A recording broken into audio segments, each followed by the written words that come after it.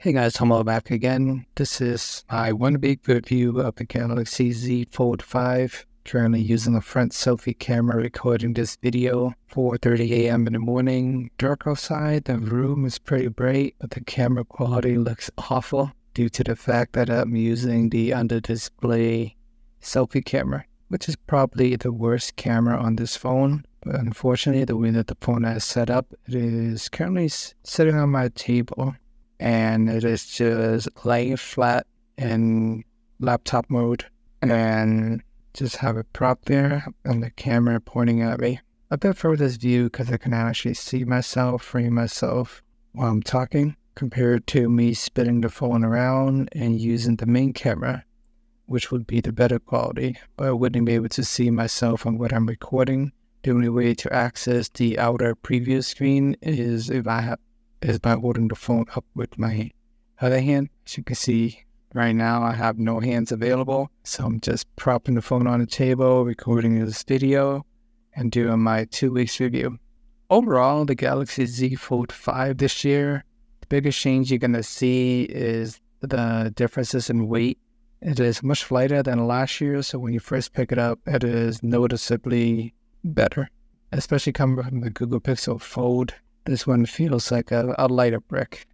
It's still heavy in the grand scheme of things, but it is a welcome upgrade. Next on the list is the Hinge. This year is able to fold completely flat, which is nice, I guess. But in prior years, they got this wedge shape fold. But when I use the phone on a day-to-day basis, I don't really stare at that little gap in the prior years, so it doesn't really bother me. But being able to fold completely flat does help reduce some of the dust getting inside the phone, especially when you have dusty pockets. So that is another good design choice. It does have IP68 water resistant, just like prior years. I wish it does have dust resistant like a Moto Razr Plus. These folding phones are so shiny and dirty. Dust just stick on there. It's a crazy dust magnet, and it looks gross after using it short periods of time. Maybe they'll add that in future folding phone, but this is pretty much Samsung doing the bare minimum since there's really not a lot of competition in the US for folding phones. Right now we just got the Pixel Fold and the Moto Razr Plus really. So there's really no need for Samsung to go crazy, throw all their R&D money into it. So they're still trying to push folding phones, but they are leading the pack at this point. So there's really no need for them to go above and beyond. Kind of similar to Apple. Every single year they had one feature or two and call a new phone. I remember in the early days from the Galaxy S3 to the Galaxy S4, Samsung would flash all their features, the IR blasters. Back then they used to let you send music and files by bumping the phones together. So Samsung used to go crazy back then with all the features year to year. But I think they realized that even if they have all the features in the world, Apple users, they don't even care. They're just gonna stay in the ecosystem nonetheless. So it doesn't really matter how many features you have. Apple is known for having features really late, 5 to 10 years late in the game even. And I remember when they had their iPhone 4, and they didn't have 4G capability at the time. Took a while for them to add that as well. But by the way, more of the story, very minor upgrade for Samsung. They don't need to go crazy because there's not a bunch of competitions out there. You do get a newer chip with the Snapdragon 8 Gen 2. It was a more noticeable difference coming from the Galaxy S22 to the Galaxy S23. I saw a 30% bump in battery life. But with this particular phone, I didn't really see that big of an improvement in battery life. For the most part, if I use my phone moderately or even heavy usage, I get about 8 hours if I just go crazy and use the camera all day like this. And moderate usage, I get 12 hours, so an hour or two gaming here and there. Light usage. Yesterday, I actually had the best battery life on this phone. And that's because I had a really busy day at work. Began my day at about 2 a.m. where I woke up to feed my baby, unplugged my phone, and the battery life actually lasted me all the way until 9 p.m. So that's like 19 hours of battery life there. So in theory, if you are a light user, you shouldn't have any problem making it through a full day with this phone. And then on this particular day, I was working most of the time, so I just had the phone sitting on my desk. I did manage to squeeze about an hour of Pokemon trading card game in throughout the day, playing 20 minutes here, 15 minutes there, kind of adds up. So not a lot of screen on time, about 3 hours of screen on time. The rest of it is screen off time. So battery life is okay.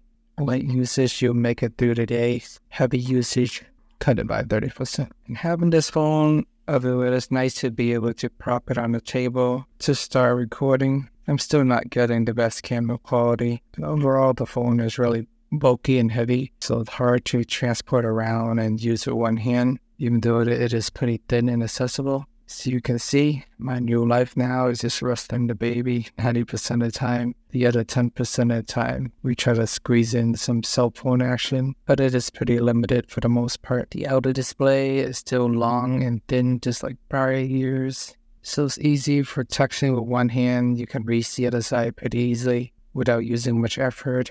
Where it becomes challenging is when you need to reach the top of the screen. For notification, it's easier. You can just pull it down twice to access the notification. But sometimes the search bar and random icons hit the notification will require you to reach all the way to the top. Then you have to start shifting your pinky around, moving your phone up, tilting your phone down in order to reach the top. So there is a little bit of effort when using the outer display. Even for one-handed use, it can be challenging. And you can actually turn on one-handed mode by swiping down this home button.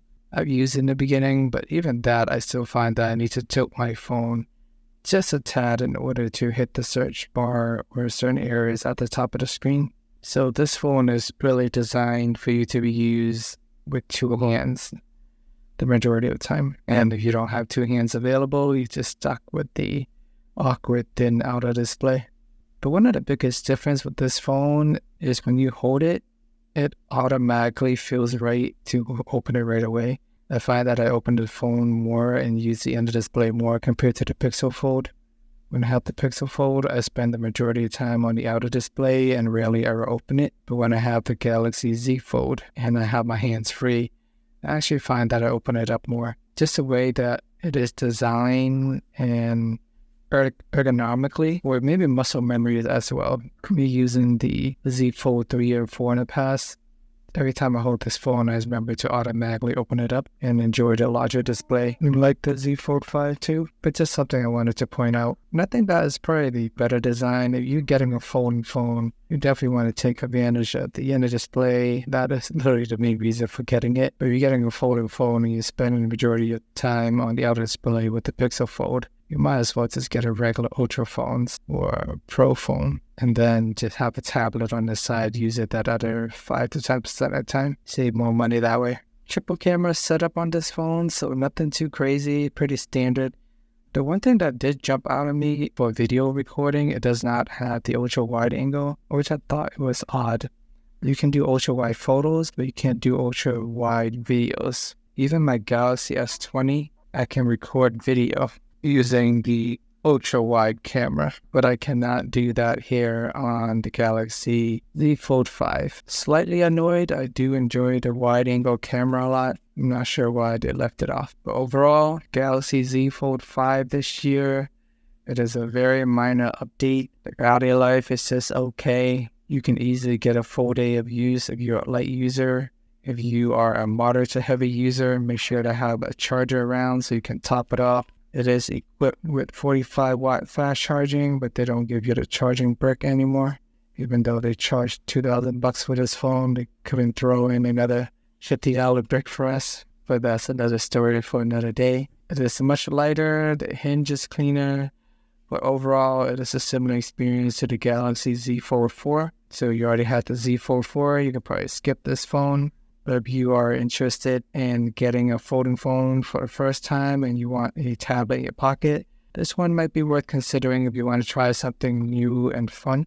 Just be aware that it's heavy. It takes some time to get used to the form factor. Not all the apps are optimized in the big display, though Samsung does have more flexibility than Google to force modify it to fit in certain screen. Overall, I just use the inner display to watch YouTube, play my Pokemon trading card game, and the outside screen spend the majority of the time just doing quick text and responses. But this wraps up my 1 week review with the Galaxy Z Fold 5. Let me know if you have any questions, thoughts, concern about the Z Fold 5. If you guys plan to get it, if you already have it, let me know what your experience has done so far. Thank you for watching. Please check out my daily vlogs if you haven't already. I make videos every single day just to document my experience with this phone.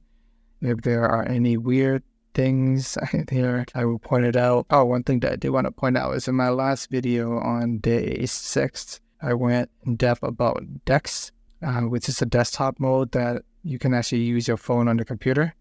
And I used wireless DeX on this phone, and it was a pretty good experience, actually. I can drag the screen back and forth to use it on my laptop setup. It's a great alternative if you're on your computer all day, don't want to touch your phone. You can just use it on your computer, and it's working pretty well. So if that's your thing, I do find that to be a pretty cool feature that the Google Pixel Fold does not have. So please check out the vlogs if you haven't already, and see you guys in the next video. Meanwhile, I'll go change the sky.